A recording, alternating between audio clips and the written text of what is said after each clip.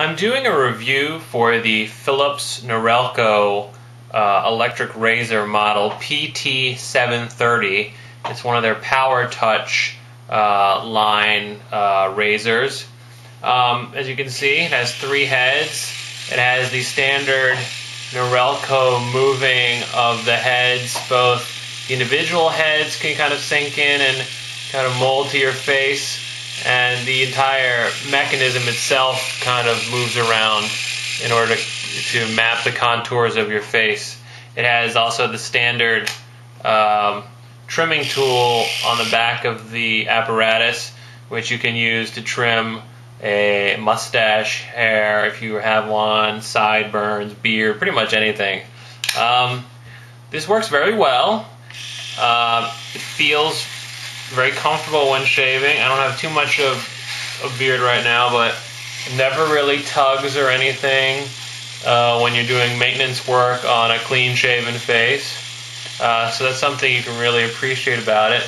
It has a good battery life, advertised to a little bit over an hour, and the blades, the heads, which need replacing fairly frequently, actually last for a whole year on this model, which I found is good because those can be pretty expensive.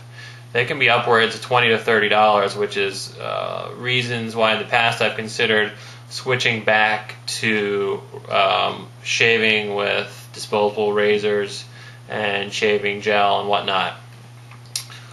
While all of the things I've said so far are very positive about this item, it left me wanting a little more with regards to Philips Norelco not really adding any new innovation or any new technology to the product. Obviously, it's one of probably their baseline ones. I think the manufacturer suggested retail price is anywhere from $50 to $70 I've seen on the internet, and they have the fancier ones which go upwards of $300. So they're not supposed to put in too much technology to raise the price. It's sort of one of the base models, but at the same time, it just seems like this has been the technology forever for this level of razor. For example, this is my previous razor, also a Philips Norelco. This is model number 7345XL, and as you can see, they are exceedingly similar in design. The head size is about the same. Both have trimmers on the back. And they're pretty much the same thing except for some external design changes. This one has a little battery light in the front. This one has battery light in the front only when it's being charged. So the question that I ask is, at some point does Norelco have to, snazzy up their base models in order to gain new customers, to make the person who owns this one decide, hey, I want to get that razor. It's different than the one I already have, which is doing well and works well for me, but I want to change razors and go to this. Right now the answer is no. These are pretty much the same razors besides some small updates and improvements. So in the future, I'd like for Philips Norelco to kind of add a new feature to these things, while keeping the price relatively stable. Make the size of the shaving surface area bigger.